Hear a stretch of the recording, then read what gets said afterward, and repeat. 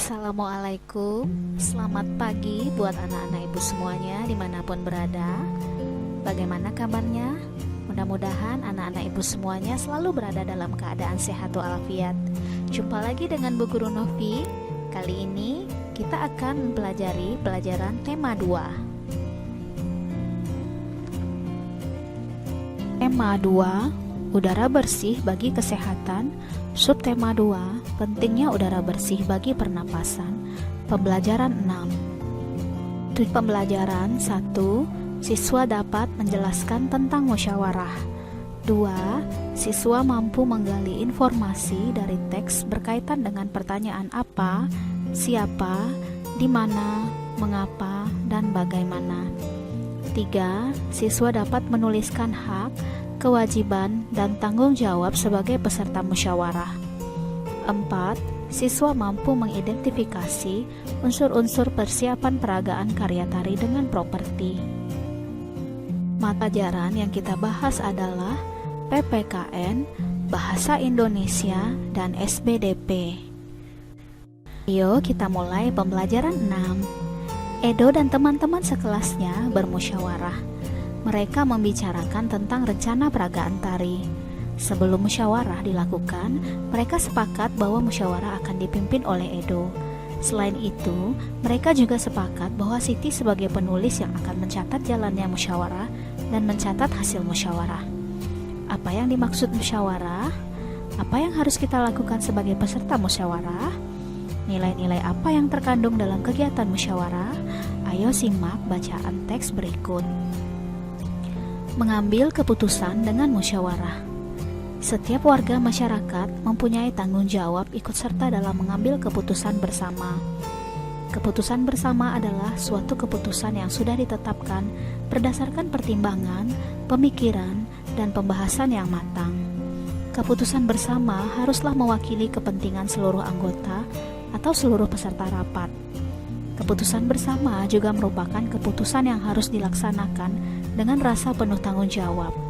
Oleh karena itu, sebuah keputusan bersama harus dipenuhi dan dilaksanakan oleh semua peserta rapat tanpa terkecuali dan membeda-bedakan. Dalam pengambilan keputusan, kita tidak boleh memaksakan kehendak. Hasil dari keputusan yang diambil juga tidak boleh hanya menguntungkan satu pihak, tetapi semua pihak haruslah merasa diuntungkan. Karena keputusan bersama harus menampilkan rasa keadilan dan semua peserta rapat mempunyai kedudukan yang sama. Pengambilan keputusan harus didasarkan pada beberapa nilai penting agar semua pihak yang terlibat merasakan keadilan. Nilai yang mendasar tersebut diantaranya ialah sebagai berikut. 1. Nilai kebersamaan. Pengambilan keputusan harus dilakukan secara bersama-sama, duduk dalam suatu tempat dengan tujuan yang sama demi kebaikan bersama. Walaupun setiap peserta rapat berasal dari latar belakang yang berbeda, namun harus tetap mendahulukan kepentingan umum dan mengesampingkan kepentingan pribadi. A. Nilai kebebasan mengemukakan pendapat. Bebas artinya tidak mendapat paksaan dari orang lain. Semua peserta rapat boleh mengutarakan pendapatnya. Pendapat yang diberikan harus logis dan masuk di akal, tidak menimbulkan perpecahan, sesuai dengan norma, dan tidak menyinggung perasaan orang lain. 3. Nilai menghargai pendapat orang lain. Setiap peserta rapat haruslah mendengarkan dan menghargai pendapat orang lain tanpa menyela orang yang sedang mengemukakan pendapat. Bila tidak setuju dengan pendapat yang dikemukakan peserta lain, boleh menanggapinya tetapi dengan cara yang sopan agar tidak menimbulkan permasalahan. 4. Nilai jiwa besar serta lapang dada melaksanakan hasil keputusan dengan rasa penuh tanggung jawab. Nilai persamaan hak ialah seluruh peserta rapat diberikan hak yang sama untuk mengemukakan pendapatnya.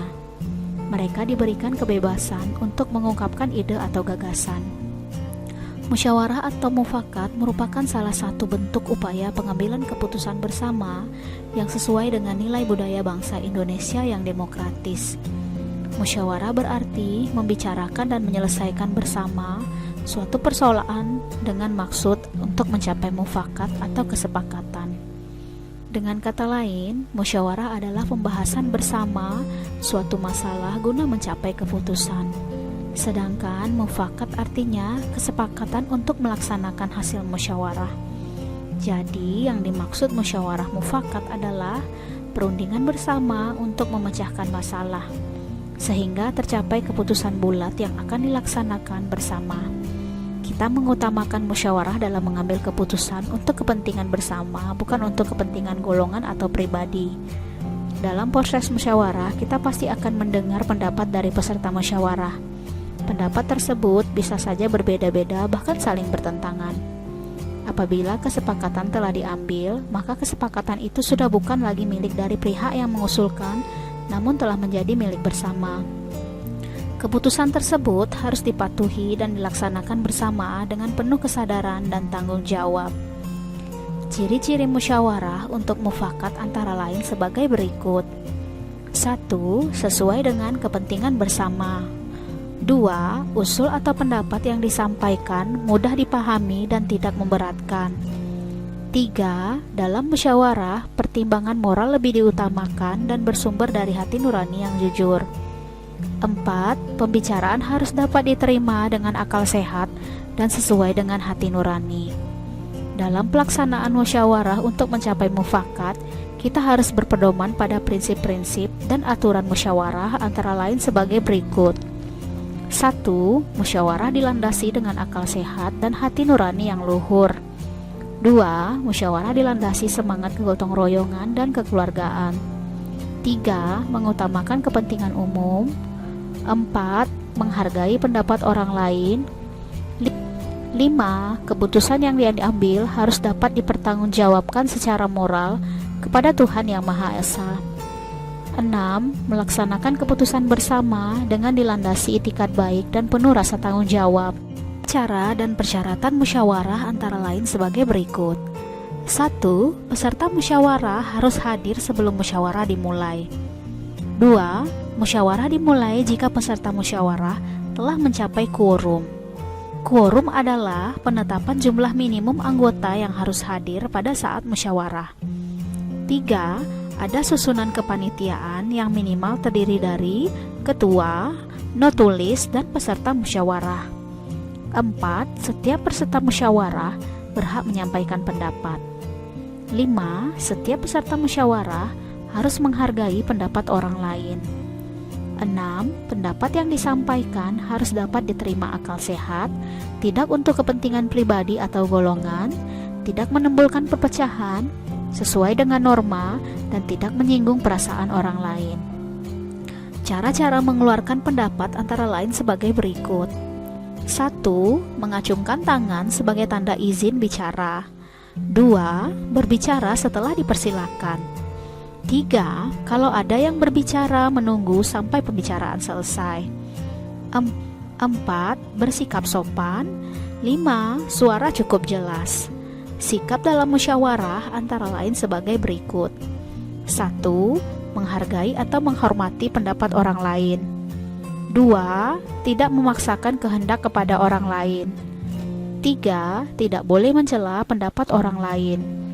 4. Tidak boleh memotong pembicaraan orang lain. Dari tentang musyawarah tersebut, buatlah daftar pertanyaan dan jawaban menggunakan kata tanya apa, siapa, di mana, bagaimana, dan mengapa.